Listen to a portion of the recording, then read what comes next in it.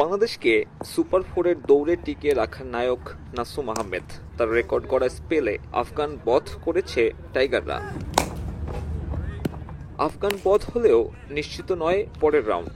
বাংলাদেশের তাকিয়ে থাকতে হচ্ছে গ্রুপের শেষ ম্যাচের দিকে। শ্রীলঙ্কা না আফগানিস্তান, শেষ ম্যাচে বাংলাদেশ দলের সমর্থন পাবে কারা? নাসুমের ভাষ্য, সেসব নিয়ে ভাবছে না তার দল।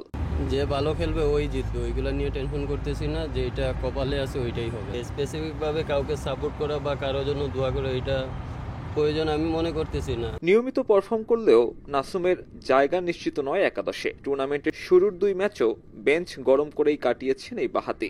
অথচ নিজের খেলা শেষ ম্যাচেও হয়েছিলেন ম্যাচ সেরা। সবশেষ 5 ম্যাচে রান খরচের নজির নেই 7-এর ওপর, উইকেট নিয়েছেন 8টা।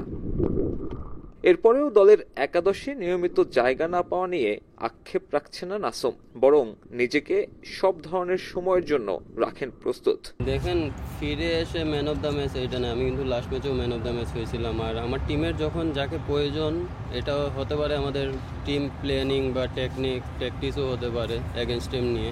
তো ওইটার কারণে তো ওইগুলো নিয়ে আমরা কোনো আপ অ্যান্ড ডাউনে আমরা মেন্টালি সবসময় রেডি থাকি যে যখন খেলবে তখন ভালো খেলারই চেষ্টা করবো। সত্যি কথা বলতে আমি সবসময় রেডি থাকি খেলার জন্য। যখনই সুযোগ আসে চেষ্টা করি নিজের সর্বোচ্চটা দেওয়ার, এবং আলহামদুলিল্লাহ অনেক সময় হয় অনেক সময় হয় না, বাট এটার জন্য আল্লাহ তাআলা লাখ লাখ শুকরিয়া আমি যে এইভাবে পারফর্ম করতে পারি। টিকে থাকা বাদেও আফগানিস্তান ম্যাচটা টাইগারদের জন্য রেকর্ডময়। 11 বছরের প্রচেষ্টায় প্রথমবারের মতো ঘরের বাইরে রশিদ খানদের হারানোর স্বাদ।